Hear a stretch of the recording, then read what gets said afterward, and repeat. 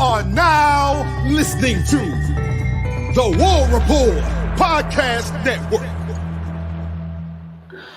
What's up, everybody? Welcome back to the College Loop Podcast, episode 142 of the College Loop Podcast. I'm Dylan Larck at @Tank on Twitter /X, and I'm here joined by Mr. Harrison Tarr. Tarr, how you doing, buddy? I'm doing well. Sorry, I was texting back one Colin Beyersdorf, who's wrapping up a package for Eagle Eye TV, getting his work in over there. It's a wonderful student journalistic mind that he is.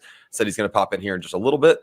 And we're already starting off strong with AJ Rivera commenting, Lynette lost, LOL. Yeah, I mean, layoff spring did not do much against Auburn today. We'll talk about that here in a minute. But I'm good. Sorry, I was a little ADD there. Happy to be back on the show. Thank you guys for holding it down on Wednesday. Been busy as heck. But we're back. Just got back from Auburn 10 minutes ago, like right before we started chatting. I just got home from Auburn from the Auburn USC electrifying game. Yeah, and speaking of which, we have a packed show tonight because, I mean, there are just news. After the Thursday show went up, Auburn decided to break headlines left and right.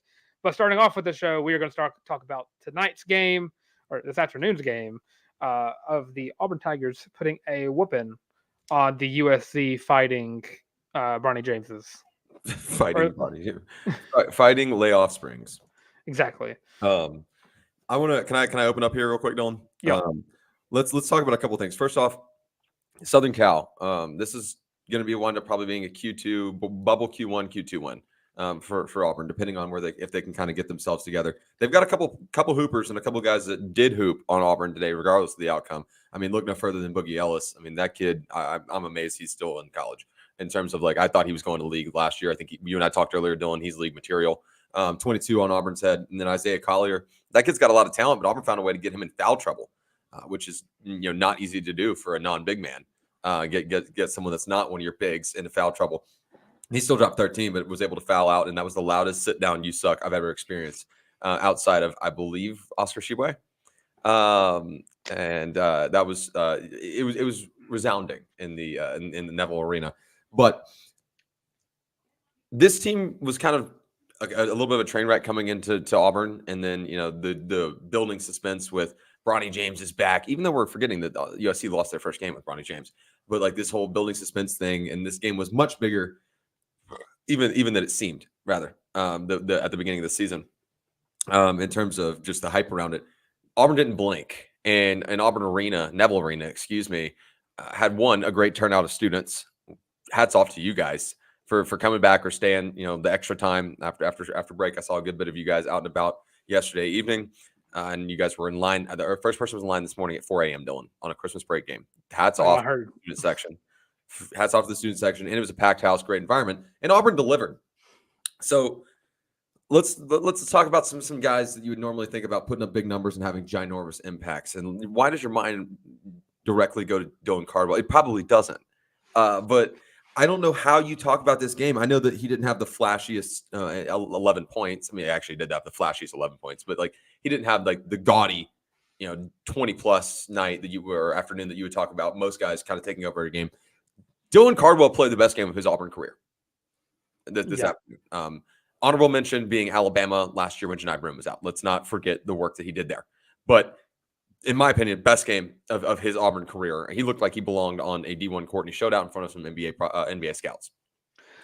Yeah, 11 points, 5 rebounds, 2 assists, 3 steals, and 2 blocks. And can't forget, blowing the roof off the place by dunking right on top of Bronny James's head. He had a couple of poster moments this game, did Dylan Cardwell. And no one's eating their own words more than I am about that. Now, I won't go down the avenue about sustainability. If you guys have any questions, first off, thanks for hanging out with us here on the live stream. But please go and drop in and give your thoughts about how everybody performed. We're starting with Dylan Cardwell. We're going to work through the rest of this roster here in a minute and kind of talk about a couple things. But I was remarkably impressed by Dylan Cardwell's composure in terms of, he's going to be your animated, get the crowd pumped up kind of guy. And there was one point where he was slapping the ground, slapping the boards. And USC was fully on the offensive end of the floor, and I was not thrilled about that. But other than that, I had nothing else to nitpick about him.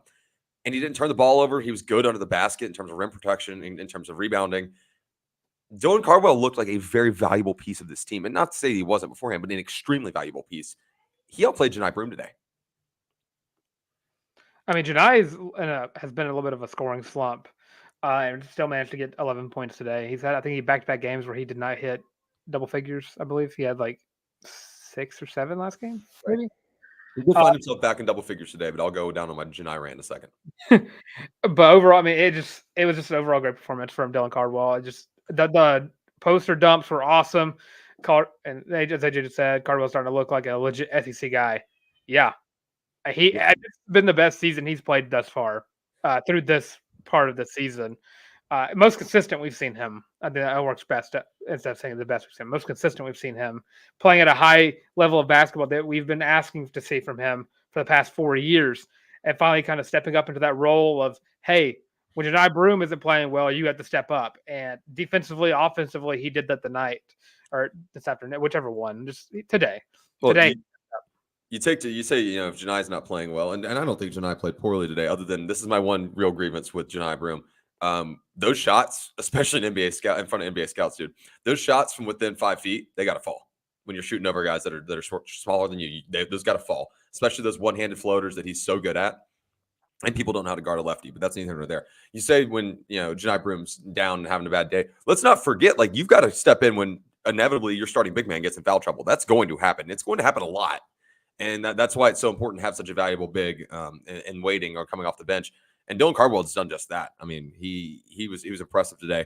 Let's talk about a couple other guys, Dylan, that were impressive. Aden Holloway had a very, in my opinion, not quiet for 2 shots, but a pretty quiet 15. We know about the buzzer beater that was just, oh my God, dagger. Everyone in that gym wanted him to just pop one right in front of Bronny, right over Bronny's head. I don't know why he didn't. He wanted to a bunch. That is one of the most composed. I say this. I did watch Sharife Cooper play. I did watch Jabari Smith Jr. play. As far as true freshman raw talents, he's one of the most composed freshmen I've seen in a long time. In terms of, it doesn't have to be him getting the job done. He believes in the guys around him. It's very clear that he's a good floor general. His plus minus speaks for itself.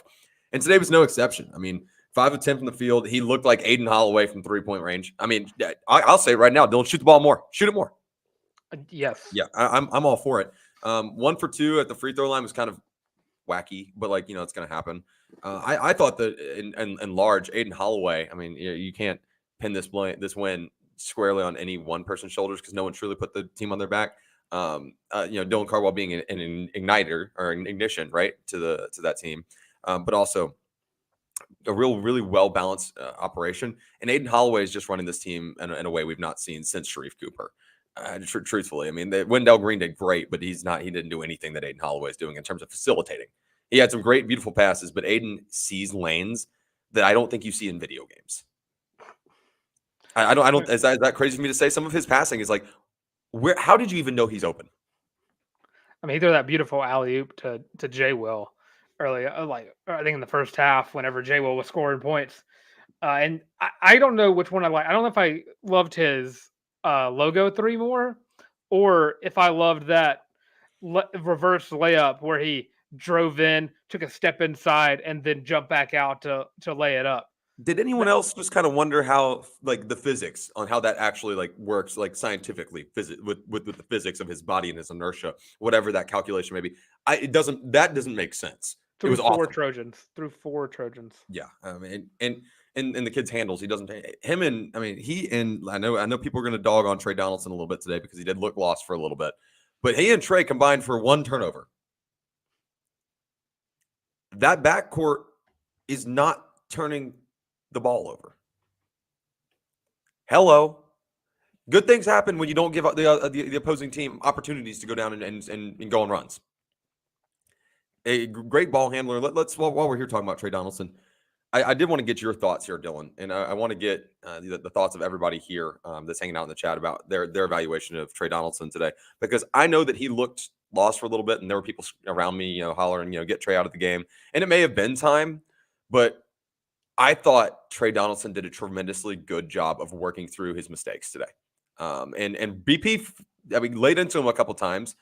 He seems to respond well to coaching. You got to, right? You played football growing up. But I thought Trey did a great job of saying, okay, I can slow down. Let me slow down and be me. Let me be Trey. I don't need to be Aden. I need to be Trey. Right? Yeah. And he's such a valuable piece. I mean, when Aiden goes off to take a breather, Trey offers that facilitation that you want from your backup point guard. And that's to go. And he also adds points to the board as well. He had 7 points. He had 5 assists, 2 steals, and 2 rebounds. He's a better defender than Aiden Holloway is. Correct. Offensively, it's Aiden. Defensively, it's Trey. There's a reason why Charles Barkley said that Trey Donaldson is his favorite player on this team. It's because of the extra element that Trey adds that Aiden doesn't have yet. We'll say because Aiden, pretty good defender for being a mostly offensive guy. And the past I think couple games, those two have combined for 80 points, I believe. Yeah, there we go. 78 points, 25 assists, and 2 exclamation point. Thank you, AJ. Turnovers in the past 3 games. I mean, what the hell else could you want? They're fun. Yeah. They're fun, not duo, but also kind of a duo to watch.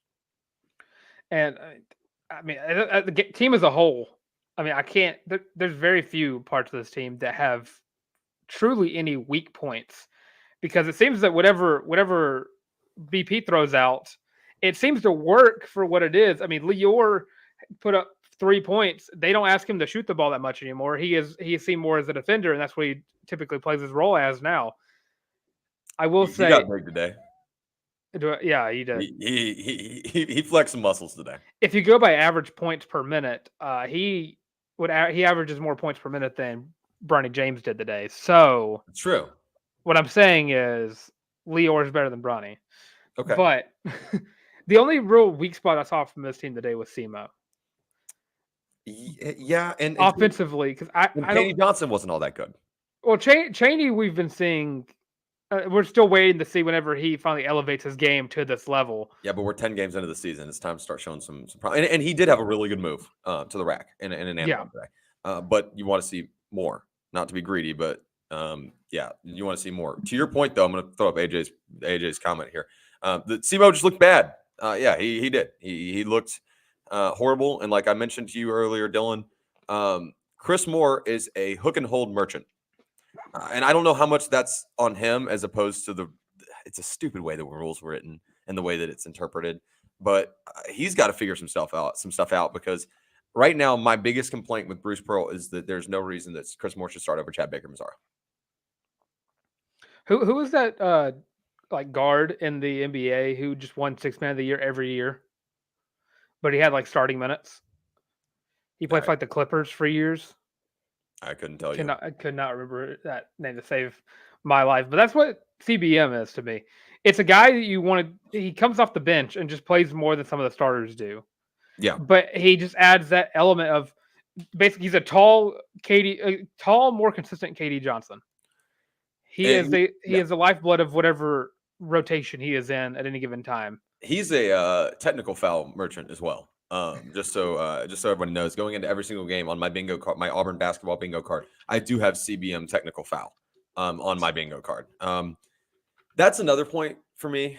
Now I know we could get into an argument about how horrifically bad the officiating was today. It was not great for either team. I mean, we saw both sides get whistled for some stuff that was really soft, and then not get whistled for some stuff that was like borderline football form tackling.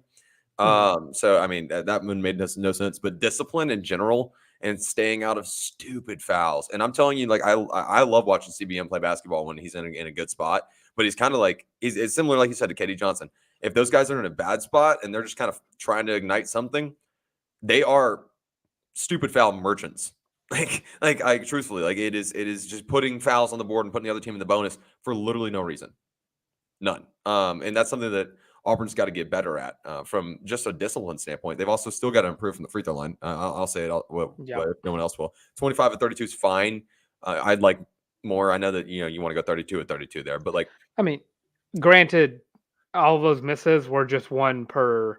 KD Johnson went 1 for 2, Lior went 1 for 2, Chad Baker-Mazara went 5 for 6, and he's a perennial 89% from the free throw line. Yeah, Cardwell went 3 for 4. Janai went 3 for 3.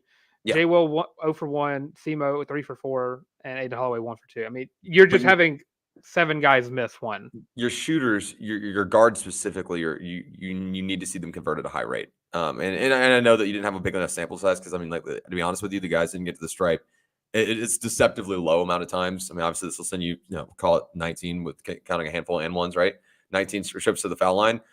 like, if you're getting to the stripe, you need to convert and get easy buckets, because honestly, the small little comeback run that USC kind of tried to mount in the second half was just because they were hitting free throws, and they were also hitting great, incredibly physical mid-range jumpers that you look at yourself in the mirror and say, "There's no way I can guard that." Don't beat yourself up over.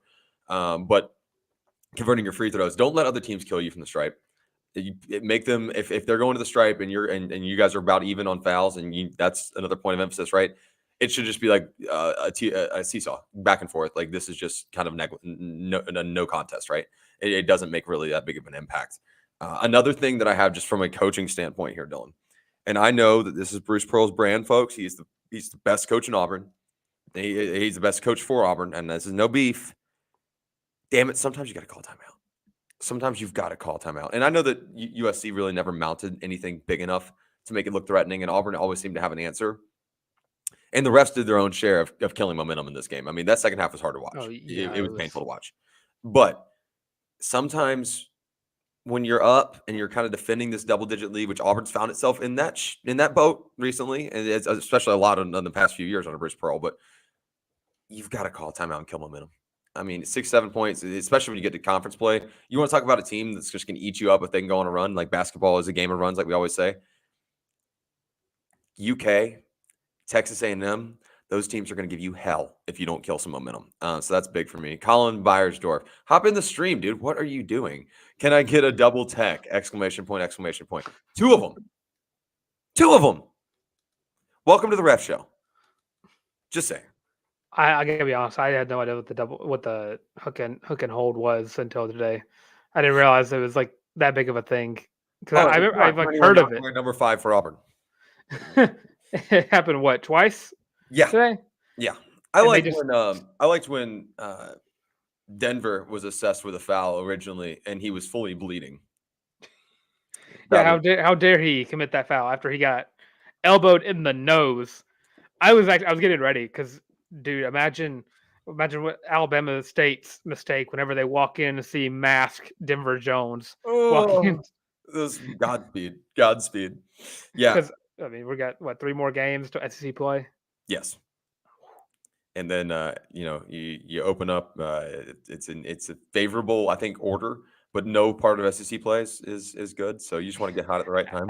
At Archie, home A&M, home LSU, at Nashville, here for an undefeated Ole Miss. Who? Why is it whenever every time Ole Miss is undefeated in anything, it always feels like they're fraudulent? Is that just me? Is it? I just. It is. You're truthfully. They're not a good basketball team. They're not really a tough schedule. Their Kim Pom is so low compared for a team that's 10-0. They ain't played nobody, Paul. Truthfully, that's just kind of the way that is. But in large, this is a roaring success for Auburn. If you look at this holistically, you take this game and now you root for USC to be successful. But my one other comment, and folks, I'm so sorry that I'm harping on officials here. I'm going to, and I try not too much, but we did see the definition of layoff spring today. One that really stands out to me.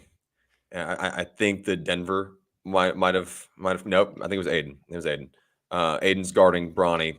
Bronny goes in and throws a bow, and Aiden turns around to try to pickpocket, and then gets called for a foul.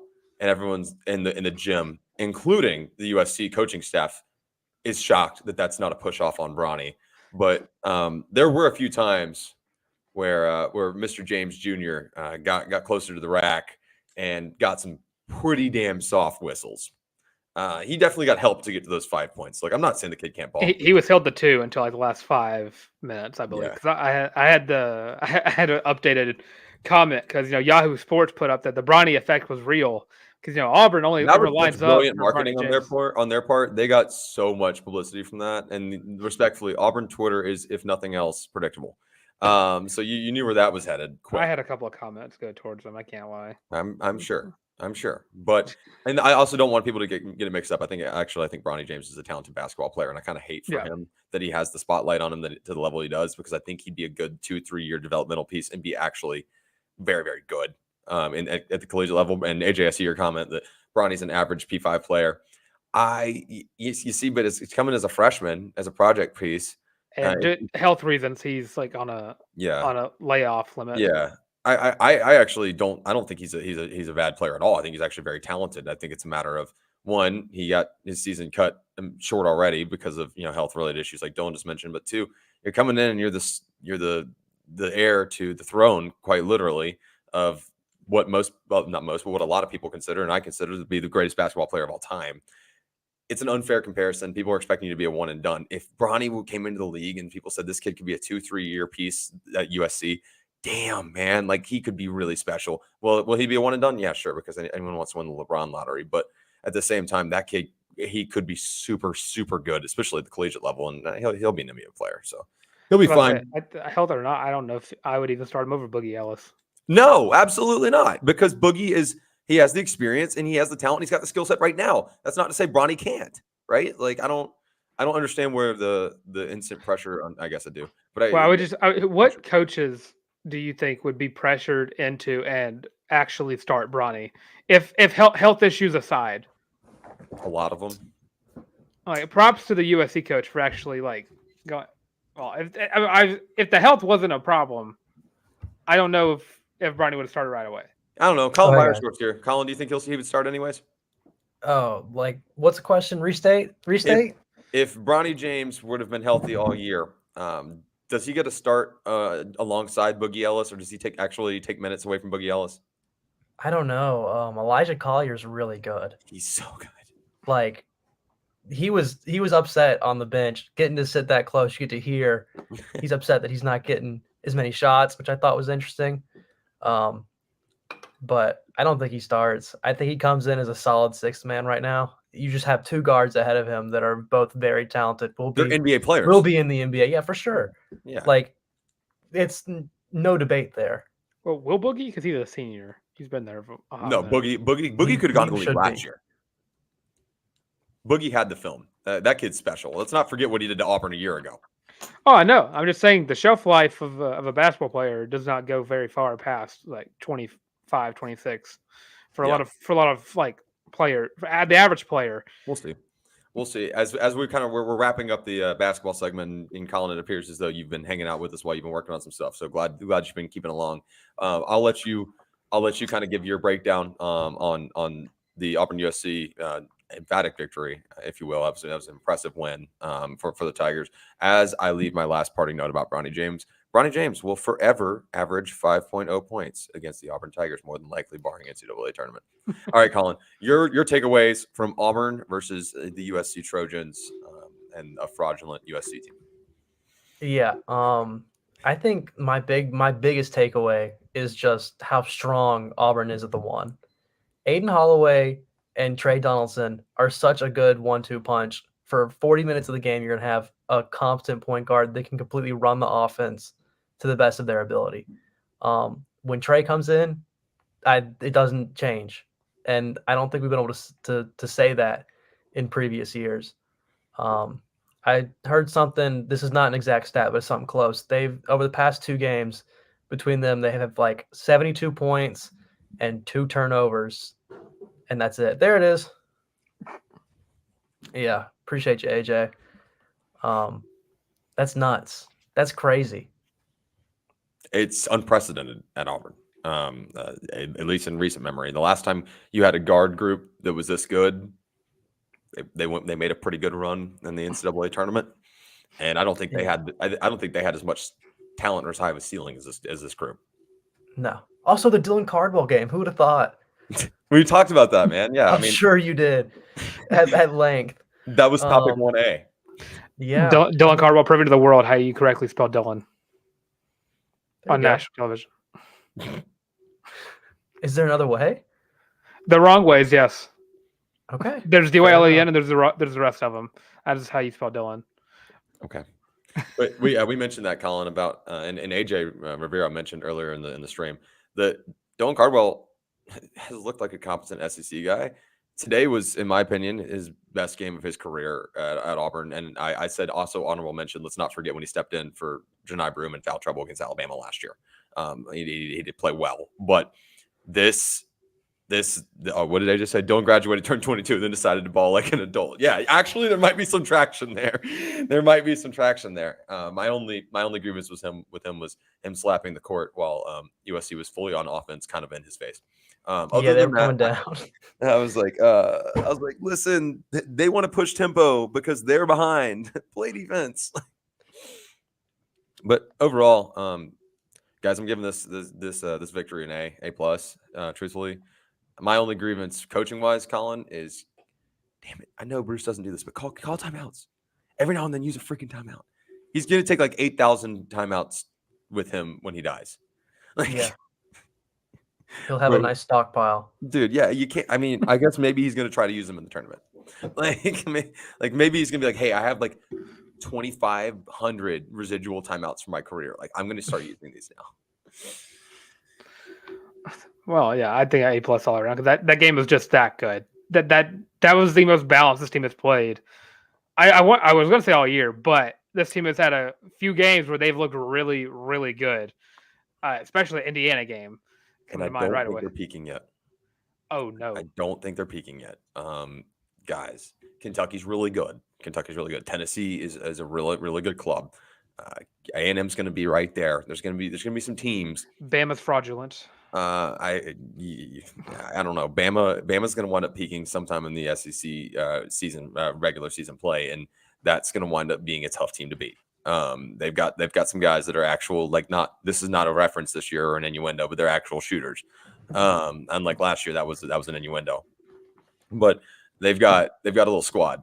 And why are you laughing, Dylan? This is a wide. Because it's funny. Yeah, I say don't sit there embarrassed like I just said something I shouldn't say.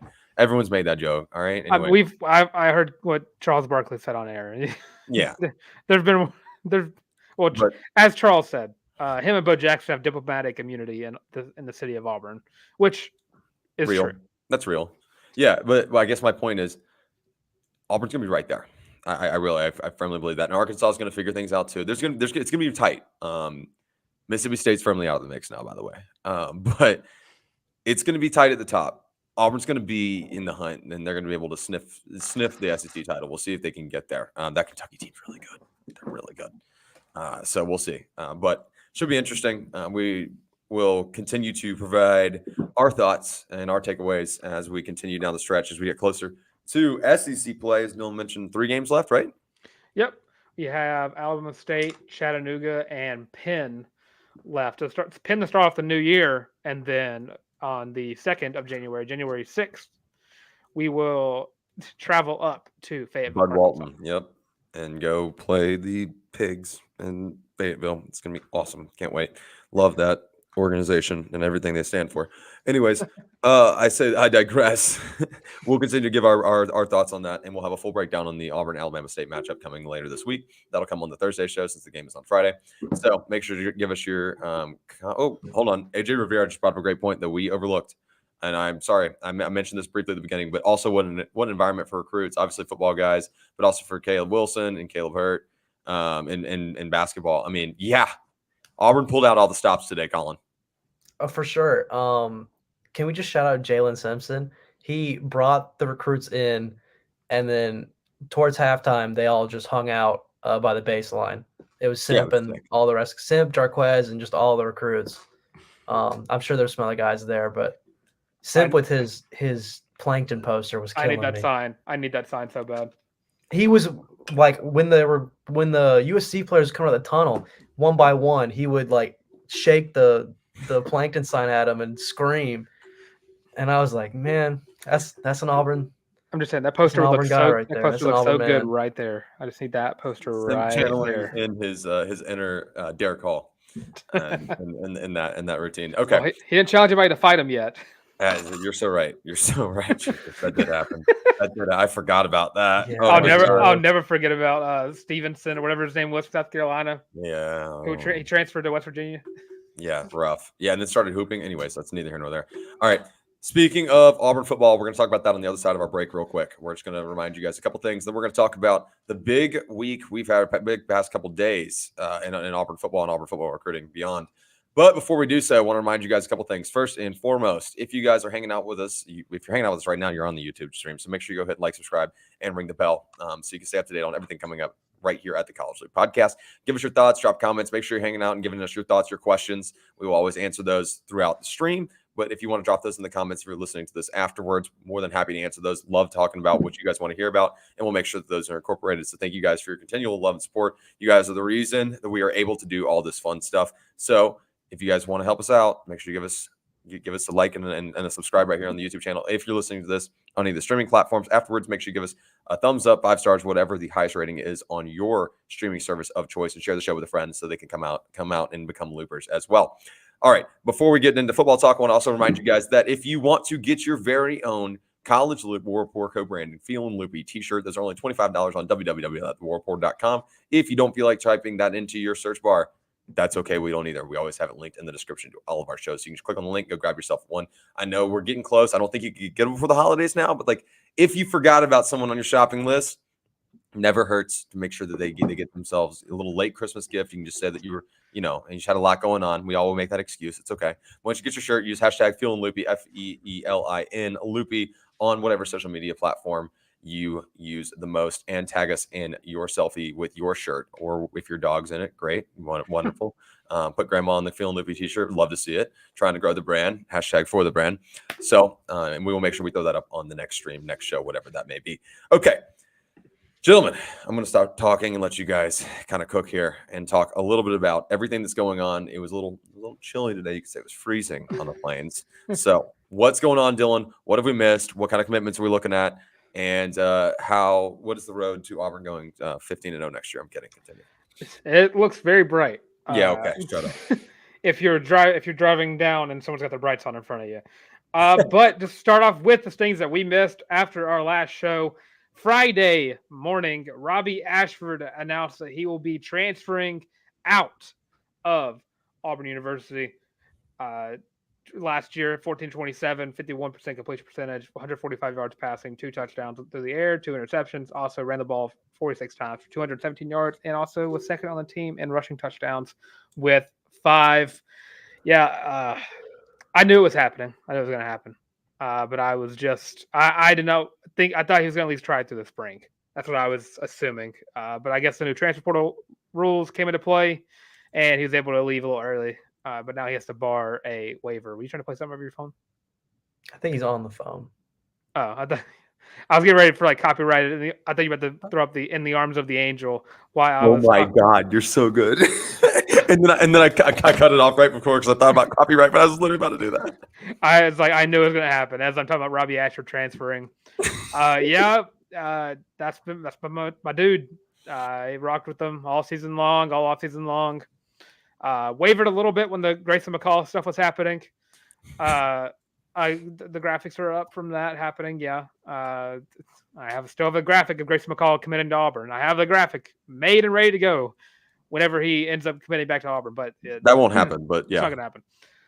But yeah, I'm gonna do the dog. There's gonna be a dog elsewhere. Wishing the best of luck. Someone's gonna be very lucky to have Robby Ashford on their team next year. November of 2022 was special, and he was a large part of it. Cadillac for sure, but Robby Ashford, a huge part of it. Don't forget that Iron Bowl performance, right? And don't forget, we have tape of him outperforming a Heisman winner. Just saying. Okay.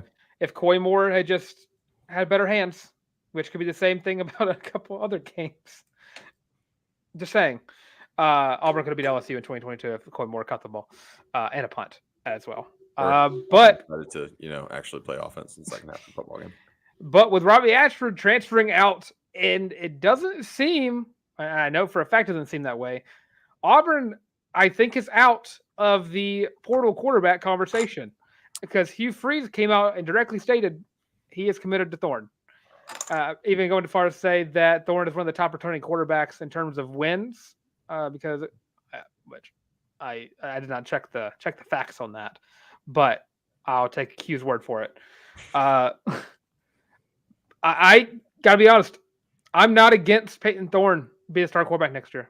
Give him an off season to kind of mesh with his team, and I don't know, give him weapons and an offensive line, and I think he's gonna be pretty solid. Already got one transfer portal guy in Robert Lewis, and of course you got a couple of transfers we'll talk about in a minute. But we're on the Payton Thorne conversation as we speak. Colin, I'll let you open up here. Your thoughts. I was really looking forward to getting a transfer quarterback. Admittedly, I'm bought into getting stuff that's shiny and new. You know, a little Christmas present under the tree. That's right. Wouldn't be mad at a nice transfer quarterback. But yeah, it does seem that Hugh Freeze is fully committed to Payton Thorne. And so we'll see how he can progress with the offense that is, we assume right now, fully his. Obviously, there'll be some competition in spring and come fall, but I think we'll see a Payton Thorne-led team in the fall. And so be it. He's got some brand new receivers. We'll see how the offense changes. Yeah, he's getting some Christmas presents, right? He's getting some shiny new weapons. Yeah, we'll see how that pans out. I don't hate this. I had a conversation with somebody pretty close to the program yesterday about the whole kind of state of the quarterback room, which the fact that conversation came up in a life situation that I was having means you guys know I didn't bring it up because it's the last thing I wanted to talk about. But I had a pretty interesting conversation about that. It does sound like Gurner's not leaving. So that's something that I think we didn't have on our bingo card is Holden Gurner retaining after this year. It does sound like Hugh, obviously, as he mentioned, is bought into Payton Thorne.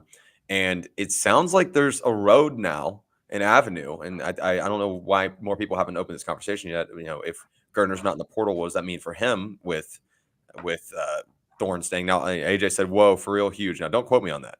Don't quote me on that. I'm not sitting here promising. I'm just my speculation in the conversation I was having with somebody else isn't from the horse's mouth. It was if he was going to hit the portal, you'd think it probably actually would have already happened. And if that was the case, we've not heard much smoke. Dylan, I've not heard much smoke about Gurner leaving.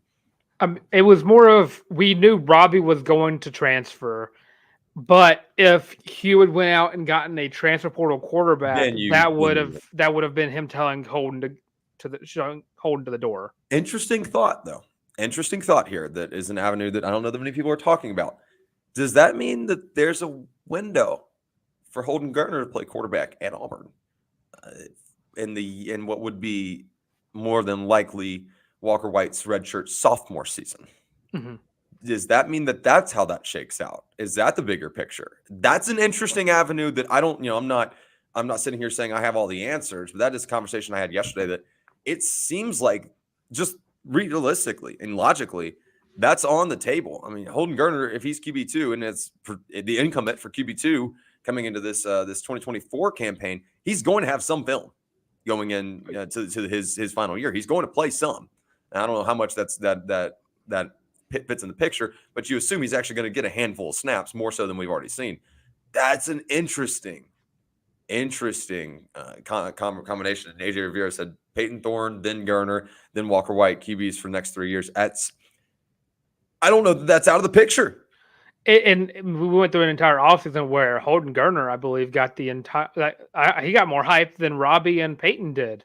I mean, we had a whole episode on the fact that Holden Gurner might have won the job during spring practice or fall practice. But I don't know what happened. I don't know what it was.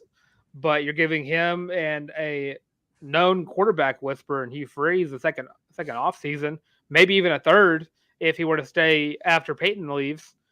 But I don't think it's out of the picture that Holden Gurner isn't the starting quarterback in 2024. I feel pretty confident that that's not in the picture. Well, imagine you're giving them another year to battle it out.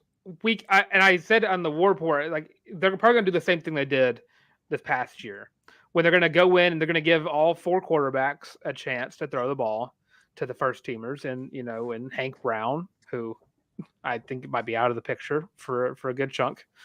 Walker White is going to get a chance to throw in practice because he's going to be an early enrollee. Then you have, again, Holden and Payton. And then you're going to get a cutoff of where it's just the 3. Then you're going to get cut off where it's just the 2, battling it out until they finally name it 1. But we've heard from the coaches and everyone who's been watching those practices, Holden Gurner has the best arm out of anybody in that quarterback room. And that's straight from Hugh Freeze. Unanimous. That's like a unanimous opinion, too. That's pretty based. And all you need is Holden just to show a little bit more mobility in the pocket instead of being more of a statue. I know he's a pass first guy more so than Payton Thorne is, but if he can just show a little bit more mobility, we saw some mobility in the 8A game where he rushed in for, I think, what was the only touchdown of that game, because I don't remember it very much. I just remember him juking inside. I think Ashford had a tutty as well. Did Ashford have a tutty on the ground? It was only rushing touchdowns. There's not a single passing touchdown in that game. Ashford definitely had a tutty. But, I mean, if Holden just shows that level of progression going into this offseason and through the spring, there's a good chance it's Holden's team in 2024. I don't know about 2024. I wouldn't feel bad about 2025. I would not feel good about that. If it's not Holden's team in 24, who's to say it wouldn't be Walker's team in 25? I'm just telling you, an interesting avenue that we've not explored is another year of development for Walker White and letting Gerner get his season. I don't know what that means, if that means plural, if that means a season, and then you're kind of getting the axe, whatever that looks like. Auburn has an interesting quarterback situation, and I don't just say interesting because like I don't have a better adjective for it. Like your mom always says, if you don't have anything nice to say, just say it's interesting. That's not why I'm using here. It's just a very perplexing position, more so than even last year when you're sitting here going, well, who's your option? And it's more of what is the plan? What do those meetings look like? I think you've got resources now. I'm not sure. Well, it does help that Hugh Freeze seems very determined to get weapons for this team. Because what also happened on Friday was a couple other news tidbits that went along. Auburn is going to be without their leading receiver or wide receiver from this past year, not tight ends, because Rivaldo Fairweather's coming back, I believe. Javarius Johnson has announced that he will be entering the NCAA transfer portal as well. This past year, 19 catches, was third on the team, 347 yards, which was second, and he was also second on the team with 3 touchdowns as well. I think this means I'm not against Javarius leaving. I think he's doing the best for his career, and also we're bringing in a slot guy in Robert Lewis from Georgia State, who had an all Sun Belt year, and can't forget the fact that, I mean, dude, imagine Cam Coleman, Perry Thompson, and Jay Fair. Well, your wide receiver 1 for the bowl game is Caleb Burton. So yeah, but is Shane Hook's not going to play? How many of those guys aren't going to play? Because a lot of those going to play. Because all those guys got to play if they want even a sniff at the NFL draft. Yeah. Well, I don't. Colin, am I crazy here? I don't see Auburn trotting out a team of 4 freshmen in the receiver rotation next year, or 3 freshmen even.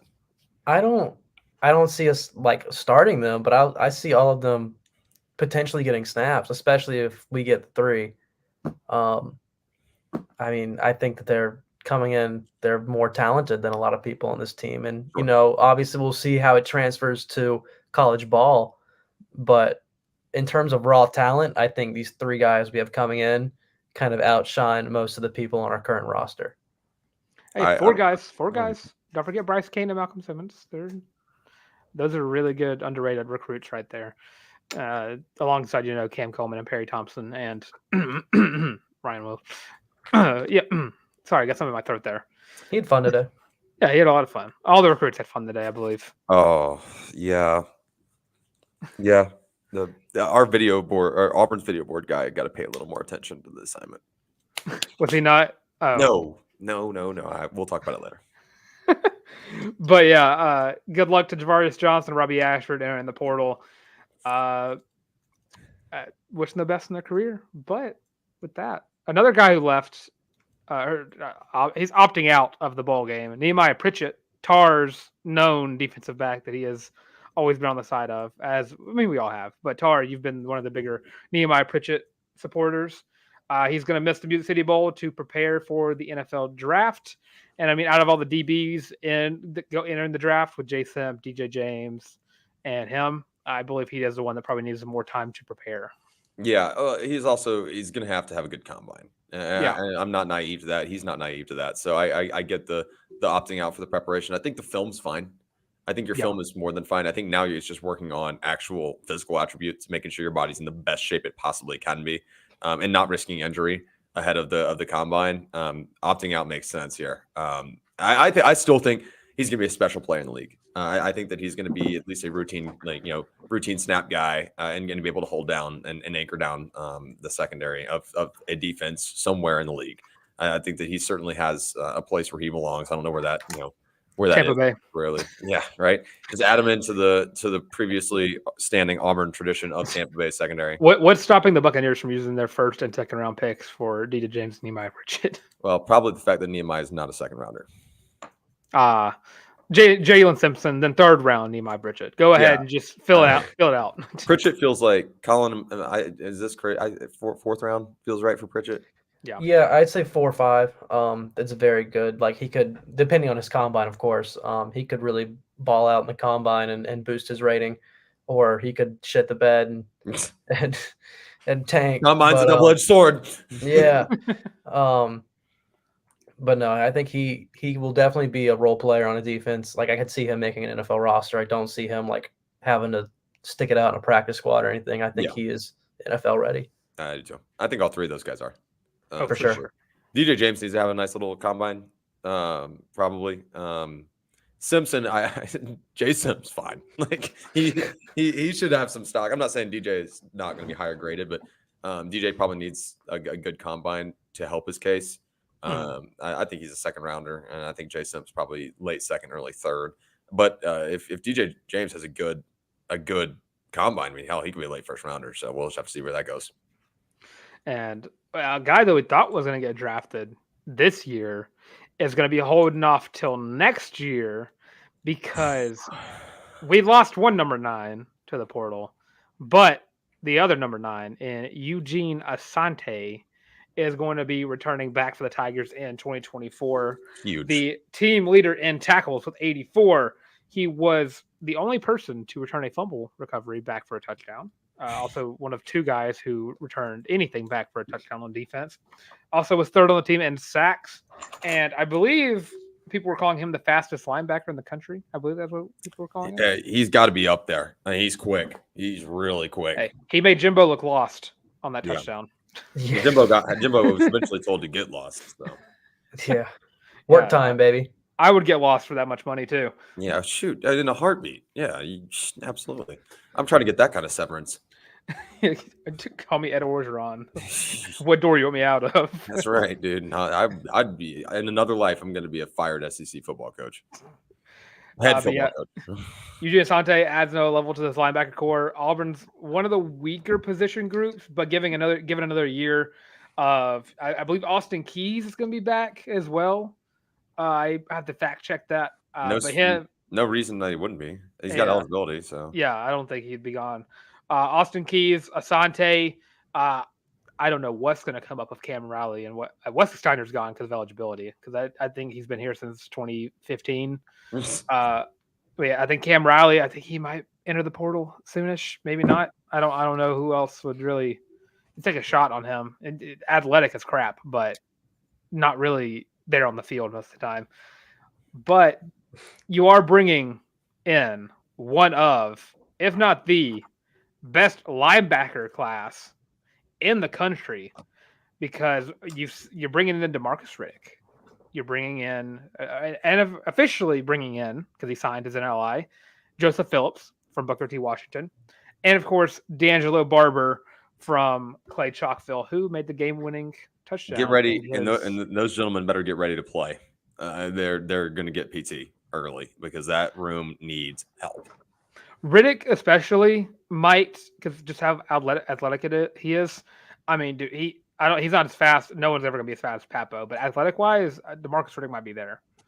It's somewhere around there. Close. Way too early prediction. We're going to be talking about Riddick this entire offseason the way we were talking about Falk this offseason. He's the new Kendrick Falk. We were right about Kendrick Falk. We were. Not saying we weren't. So I'm okay with that. Jamonta Waller is also going to be coming in this class as well, but as an edge rusher. But DeMarcus Riddick, I think, is going to be playing for PT. Joseph Phillips, he might be in the mix. D'Angelo Barber, dude's good. He is really good. But I do think that he's going to need a year to develop. And I think D'Angelo Barber is going to turn into a great linebacker. I just think he needs a little time to develop with the linebacker coach. I think you can count on some snaps in the non-con, though. Oh, for sure. I think you can count on it because that room's got to get experienced kind of in a hurry. They're kind of going to have to be like on an expedited overnight shipping process because they got to get up to speed quick. Like they're going to be making the UPS man at Christmas time look slow because they've got to get kind of up to par to where they can play at least around average ball in the SEC. Auburn's got to sever that part up. Oh, for sure. And can't forget some of the other players that have already signed their NLI, two adding to the defense, because Kinsley Faustin, the safety from Naples, Florida, 4-star safety, is heading here early as well. And, of course, Blake Blockton, the 4-star defensive tackle from Pike Road, right up the road from my place of work, where I officially learned that they just decided, you know what, we're just going to run the opposite way of him. And he still had an all-time game. And, of course, wide receiver Bryce Kane also announced that he has signed his NLI. All 4 of those guys going to be heading here as an early enrollee. And with early signing day right around the corner, we are expecting a very, very fun early signing period.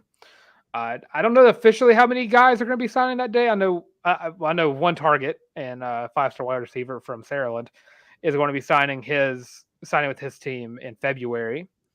But we have around 30-ish targets that we're expecting to sign.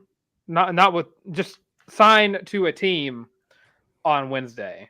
20 of those guys I'm expecting to sign with Auburn on Wednesday. And of course, there's a lot of guys that are on flip watch. And AJ decided 2 of them just mention 2 of them, LJ McCray and Amaris Williams. I'm expecting an early signing day of monstrous proportions. It's beginning to look a lot like Flipmas. The boogin is going to be rampant on Auburn Twitter because it's just going to look that good. And especially if you can retain all of those guys you're looking to keep along. I mean, Cam Coleman, I think, is fully on with Auburn. Perry Thompson's fully on with Auburn. Eccles, I think, is the 19th or 20th. He's signing on his birthday. Is he not? Is that Cohen Eccles? Is he signing on his birthday? I think so. I'm expecting him because, dude, him and DeAndre Carter are going to look so good in that orange and blue, right next to Connor Lew. Yeah, I've been wanting an offensive line since 2017. I've just been wanting one offensive line. Coming. Yeah, it's been a long time coming. We just need one good offensive line, and can't forget, alongside of high school recruiting and / JUCO recruiting, can't forget about our boy Seth Wilfred and Laquan Robinson, both from JUCOs, and gonna be probably Laquan Robinson for sure is gonna be an automatic in the mix for the starting safety job whenever Zion Puckett leaves, and of course the O-line room is wide open outside of the center position with Connor Lew. But transfers are also going to be in the mix, signing very soon. Auburn's already picked up 2 guys. One, right before we started recording, Engage Keys, the defensive lineman out of Kansas. And it is worth mentioning that the last time Auburn picked up a defensive lineman out of Kansas, it was one Marcus Harris, who is also off to the NFL draft.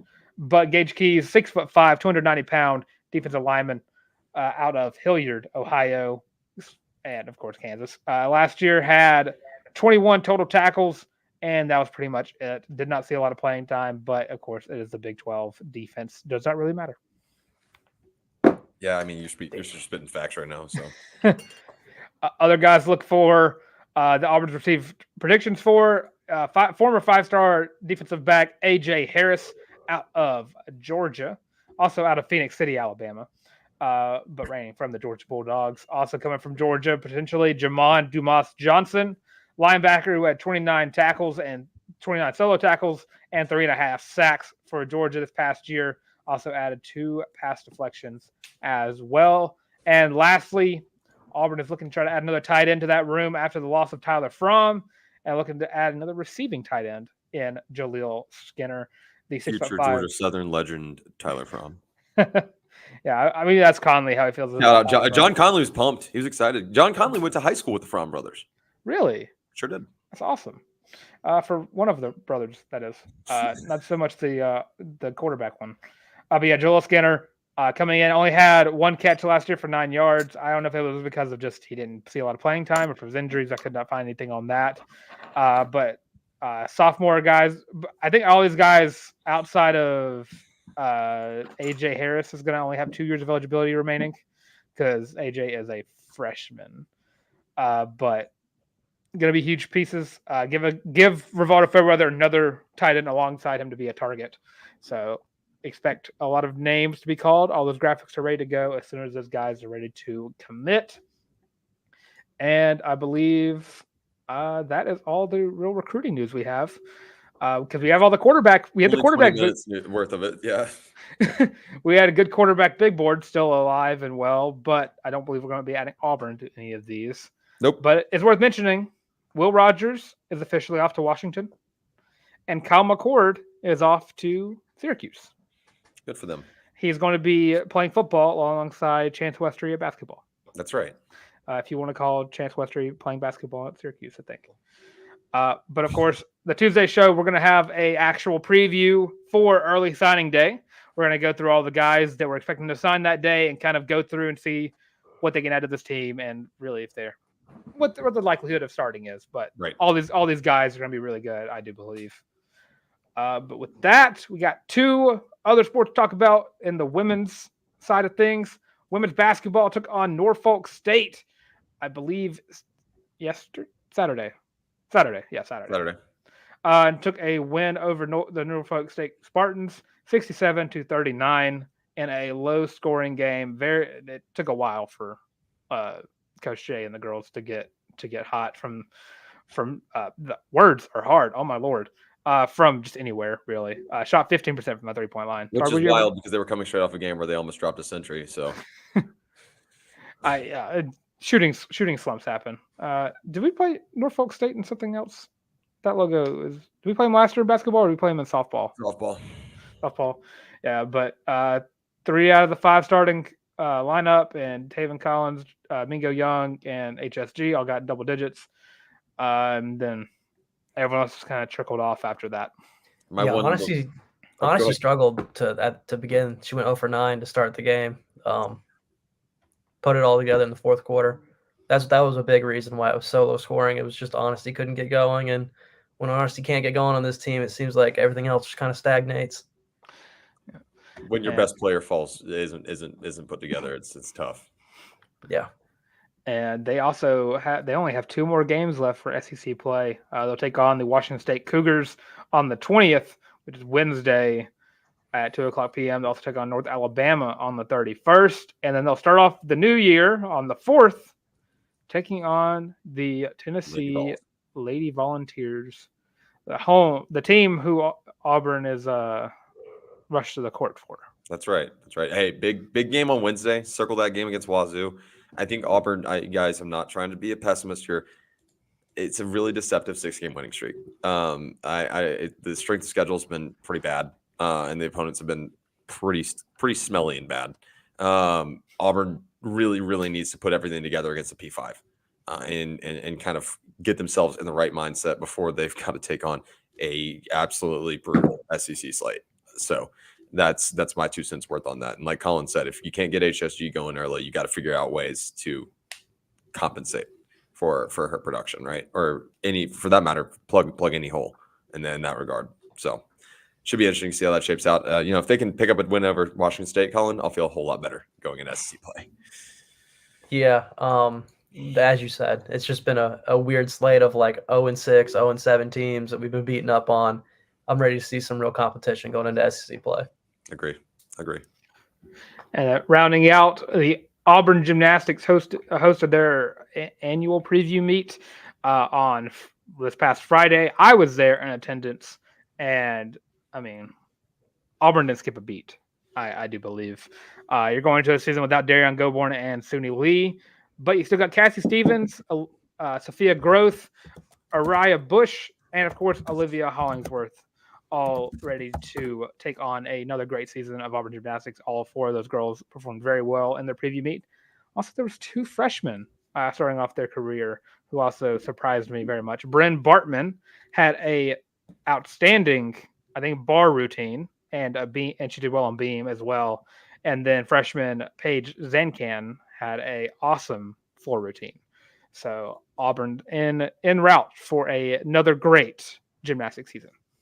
The Jeff Grabo effect, man. I don't know what else to say. I mean, he's just done a tremendous job at Auburn.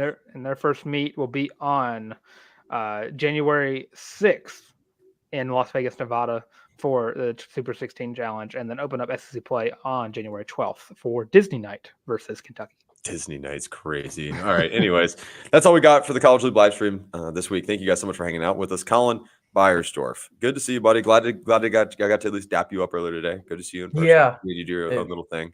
Tell everybody where they can find you. Love you and support you, man. Yeah, no, just go follow my Twitter. It's at Beyersdorf Colin. That's BEYERSDORF Colin.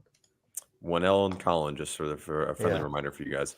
Before I tell you guys where to find me, even though it's sitting here on the screen and I have the same handle for literally everything, I want to remind everybody to make sure to like, subscribe, and ring the bell if you're watching on the YouTube stream and you're hanging out here like you are on the live stream. If you're watching afterwards, hey, drop your comments. Make sure you guys give us your feedback on early sign today on the Auburn basketball team, Auburn women's basketball, Auburn gymnastics, the whole nine. If you want to give us your way too early thoughts, the baseball schedule just dropped, so we have the complete non-con. Give us your games and series that you're circling there. So make sure that you guys continue to give us your thoughts, give us your feedback. And if you're not listening on the YouTube stream, that's completely fine. Thank you guys so much for hanging out with us. Anyways, I completely get it. Give us a 5-star thumbs up, whatever the highest rating is on your streaming platform of choice. We certainly appreciate you guys trying to get up to 800 subs now here on YouTube, grinding our way up there. You guys are the best listeners in all of college sports podcast land. So thank you guys for your continual support. Also, if you want to pick up your very own College Loop War Report co-branded Feeling Loopy t-shirt, make sure you head over to thewarreport.com. You can grab that link in any of the descriptions for any of our shows. If you're listening to us, you should be able to find find the shirt pretty easily. Excuse me, I'm just choking on my own words here.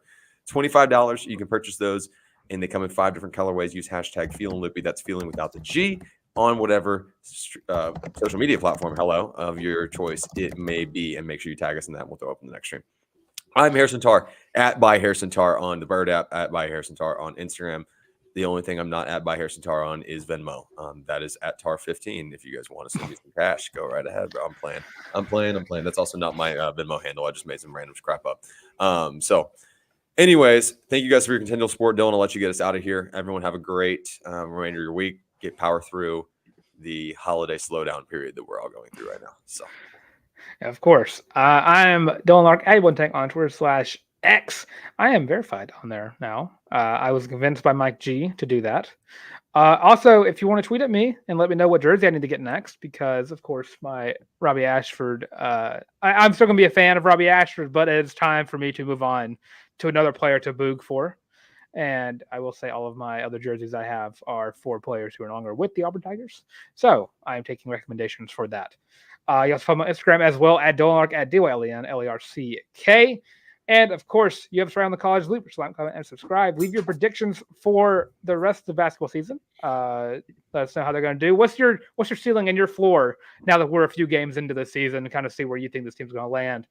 And of course, you should follow us everywhere else on Twitter, TikTok, Facebook, Instagram, the works. Also have us on the audio version as well on Spotify, Apple Podcasts, Google Podcasts, and of course, Amazon Music.